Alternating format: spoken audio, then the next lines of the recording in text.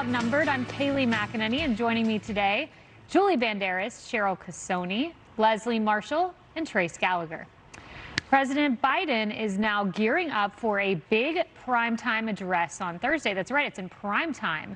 The White House says his speech will focus on, quote, the battle for the soul of the nation. The president will warn Americans that their rights and freedoms are coming under attack.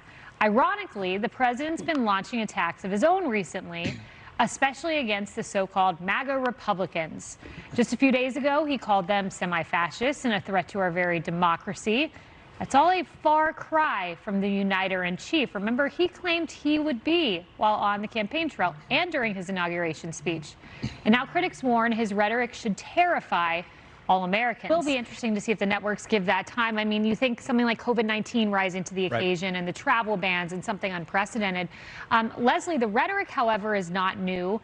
For instance, I remembered August 2020, Nancy Pelosi, which I think that rhetoric was even worse than this. Let's take a listen and contrast it with how she spoke about illegal migrants, Republicans, illegal migrants. Take a look. There's a spark of divinity in every person on earth, and that we all have to recognize that as we respect the dignity and worth of every person, and as we recognize our responsibilities with that spark of divinity within us.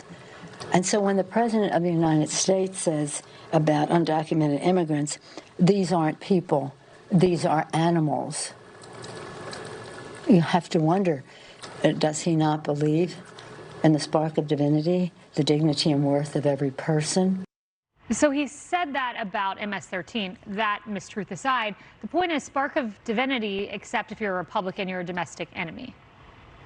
One of the things that I think you'll be surprised to hear me say is I am against that kind of rhetoric. When Hillary Clinton said basket of deplorables, I cringed. I thought it was politically wrong, and I think it is humanitarily wrong. And I feel that way about what the president said. I also feel bad, and I was personally offended when the former president said, and didn't say, retweeted, only good Democrat is a Democrat, did say, let's make liberals cry.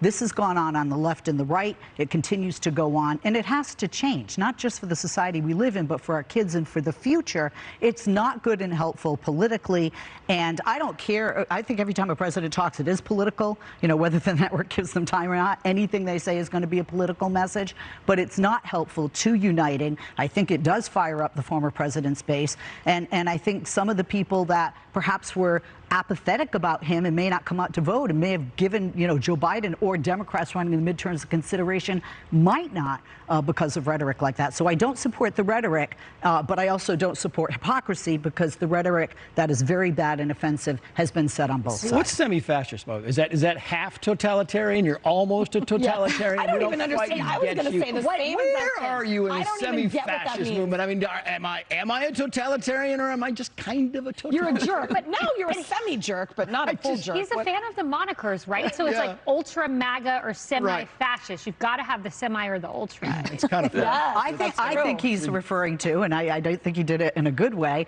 but, you know, there are fringe groups on both sides, extremists on any side or no side. They're dangerous. Extremists are dangerous. Almost dangerous. January 6th, there was danger. There are people that were hurt. There was an attempt to overthrow our government. I think regardless of your ideology, we should be horrified by that. That is the group that I think he was referring to, and I don't think I hear what you're saying, but then the question becomes, you know, it would have been very easy for Joe Biden to be a uniter. The inauguration day promise. You know, inflation, baby formula, I don't believe he has the competency to fix those, but uniting, it's really easy. You just stand up there and you don't call people fascists. So why isn't he doing a very easy task that could bump him up in the polls, maybe a few percentage points?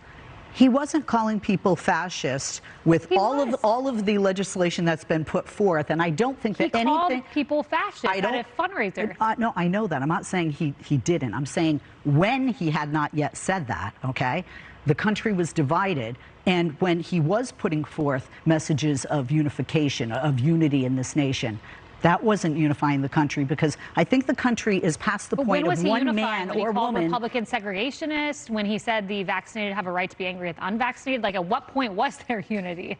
A lot of people ask. I think from my perspective as a Democrat, with a lot of legislation that has gone forward, where you have a lot of approval across the board, a majority of Americans that have come together, whether it's on certain gun control legislation they want put forth. Those are points of unity in our nation, and that not only the president has spoken of, but that our elected officials have tried to push forth. We had some bipartisan legislation that's come through, and still we don't see in the polls, we don't see a result of that, and we don't see that in the voting. We see a very divided nation. I have to ask you this, though. I just saw a poll last night. More than 50% of Democrats don't want him to run again. Why is that? Why is there so many within your party that are so against seeing him on that ticket again? I think anybody, when they're polled about a candidate they fear might not win, I do think there are some people out there that are concerned about age, especially if you break that down and look at the poll you're talking about. The numbers about 18 to 34-year-old voters definitely are very strong with wanting a younger. There's also an Stunning new developments surrounding the Hunter Biden laptop investigation. Timothy Tebow, not the former football player, but the FBI special agent in charge of the Hunter probe, just resigned. The FBI director had dismissed him earlier this month from his supervisory role. Agency whistleblowers claim that Tebow allowed political bias to influence the handling of the case. And that apparently includes allegations that he ran interference to slow down the Hunter Biden investigation just a month ahead of the 2020 presidential election. Reports say that Tebow was marched out of D.C. headquarters on Friday, which is standard procedure.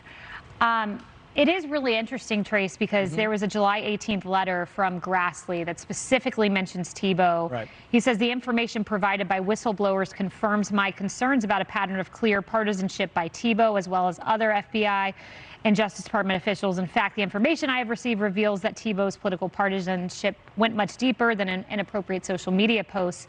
And in fact, it could have influenced investigations at the highest levels of the FBI, that decision. You know, Leslie, I was talking with a fellow Republican who said, I've got to believe that there are rank and file people at the FBI who are very much against what's happening in the top brass. And I think we see that in the form of whistleblowers, many whistleblowers coming to many lawmakers who are saying, hey, we are the FBI and this is not how we operate. So I think the story of the whistleblower says a lot.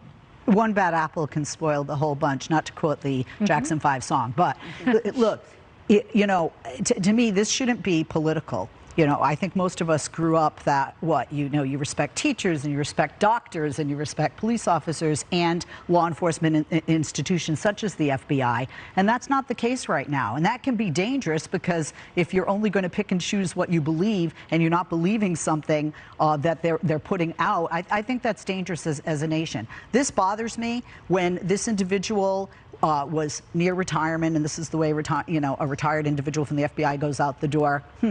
Timing. And I have to agree with you 100% that there are people within the organization that are uncomfortable with not just the actions of this individual, but with some of the actions that stain the reputation of the agency and them being part of it. Does it make you as a Democrat question some of the decision making at the FBI when you see stories like this? Yes, I've questioned, and not just as a Democrat, as an American. I've questioned, and I questioned in the former administration and the administration before that, not only some decisions by the DOJ, by the FBI, by the CDC, across the board. Well, President Biden's student loan handout appears to be getting more expensive by the day. A model by the University of Pennsylvania's Wharton School of Business puts the taxpayer tab for the handout, open up your wallets, guys, at up to $1 trillion. And now we're learning that it was none other than Vice President Kamala Harris, who reportedly pushed President Biden on forgiving student loans after his own Treasury Secretary and even the First Lady advised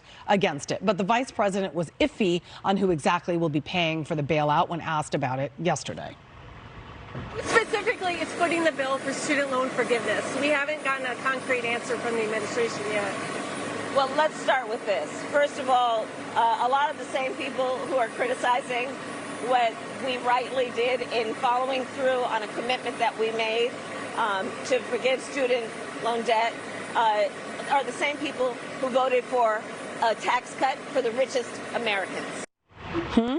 First of all, what does a tax cut have to do with student loans, Cheryl? And secondly, she still doesn't answer who's paying for it. Yeah. I mean, that's a lot of money. Yeah. And not only that, I mean, I could go on, but basically we're raising lazy kids because they want their things to be paid for. When they are, you know, earning an education, you got to pay for it. You don't get it for free, but that's a different world we live in. Kamala says that debt has been the reason that they are unable to start a family. Those people who would be able to get this, buy a home, pursue their piece of the American dream. I mean, is that what he's doing? He's allowing people to buy a home, so therefore making college more affordable? There's a number of things that I know we're limited on time. Yeah. One, if you show up, you got to be prepared. And I've said this about the vice president and other politicians before. You know that question is going to be asked. Yeah. I knew that question was going to be asked. And people do want, to your point at the opening of this segment, to know how is it going to be paid for. Two, we bailed out the auto industry.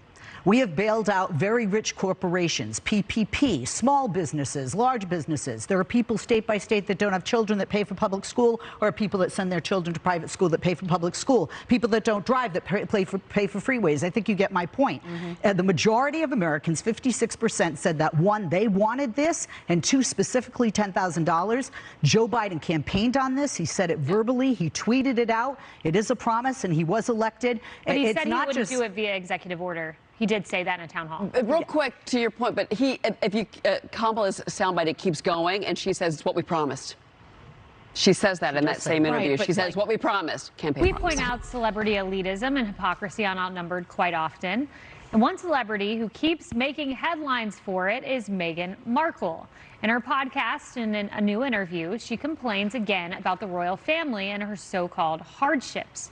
But a New York Post op-ed with the headline "Toddler and Tiara" points out, quote, for the past 3 years, she's had a global platform, yet all she does with it is complain that she's been censored, silenced, shut out. Poor Megyn. Even though she wants to be known as a humanitarian, a feminist, and a renegade, what are equally important are all the famous people she knows in the exclusive, rich people-only places she has access to. Leslie, there is quite a bit of a double standard, some hypocrisy here. She's rich and famous. A lot of people would want this life. I live in Los Angeles, and Trace does as well. I can't stand this, okay? You know what you got into when you married a prince. A lot of people, my best friend is in London, and they perceive her as the person who took the children away from grandma, the queen, and took Harry away from the family and from his role and you know, as royals. But even royal aside, if the reason that you leave is you don't want that spotlight, the reason you leave is we don't want this anymore, we're fleeing to the United States, well, you can't be whining when you have deals with Netflix and you're living in Tyler Perry's mansion for free and Prince Charles is giving you a monthly allowance and you're uber rich. You're not just rich, you're uber rich. It's like the celebrities who get mad when people go through their trash or take pictures of them when they're barbecuing and don't remember when they lived in that studio apartment in Hollywood begging for somebody to go through their trash and know their name because they wanted to be famous. Exactly. And she's taking money, you said, from the royal family when she's trashing Prince Charles apparently gives his son helps out monthly. Actually being nice. Whether it is a crying baby or a kid kicking your seat, like in Kindergarten Cop, some air travelers have had enough and have sparked the debate on whether adults-only flights could actually be a good option. This is something that I have debated since before children. Because I fly a lot, okay? And I have to say that when I had kids, I sometimes would say, I apologize in advance for whatever my two children may or may not do. I'm going to buy you drinks and keep you very happy. And now my children are older and they've been flying, you know, since birth as well. And I get irritated when the parents aren't controlling, you know, their child. Well, most parents don't, and that's my biggest pet peeve. But I get it because I was there. Even when I controlled my, there was one time, God forgive me, I gave my son red wine. Nothing would help him. Ban the dark barking dog. Dating deal breaker. Nearly 40% of millennials in a survey say they would consider ending a relationship with someone who eats in bed. That same survey of 2,000 adults also finds 4 out of 5 agree that crumbs in bed lead to a bad night's sleep, you think? But a number of people still admit to sometimes leaving them there. Grossly. Absolutely no. It will invite bugs. And my husband would say, and no TV in the room either, darling, because the bed is for sleeping and other things. I will say, my daughter, I let her sleep in bed with me, and my husband came home and he was like, there's chocolate here. And she told him that I gave her chocolate in bed. I was like, that never happened, nor would it be allowed because that's gross. Your thoughts? Well, maybe this is why I'm single, because I'm pro eating in bed. But you know, they have these little things called TV trays. Yes. You can fit a napkin. It's got little borders so the crumbs don't actually leave the tray. You can actually put silver on them. Breakfast in bed, the best invention ever. Okay, fine. Like an apple is fine, but a muffin, absolutely being a not. pregnant woman, I will admit during my first pregnancy, there was a lot of chocolate that was by the bedside, and just, you know, you got to eat it. You have those cravings. I was into applesauce, oddly. Applesauce. Yeah, and I once spilled it in my bed. That was a disaster. Ham and Eating in cheese bed is bad. sandwiches was my favorite. Cocktails in bed.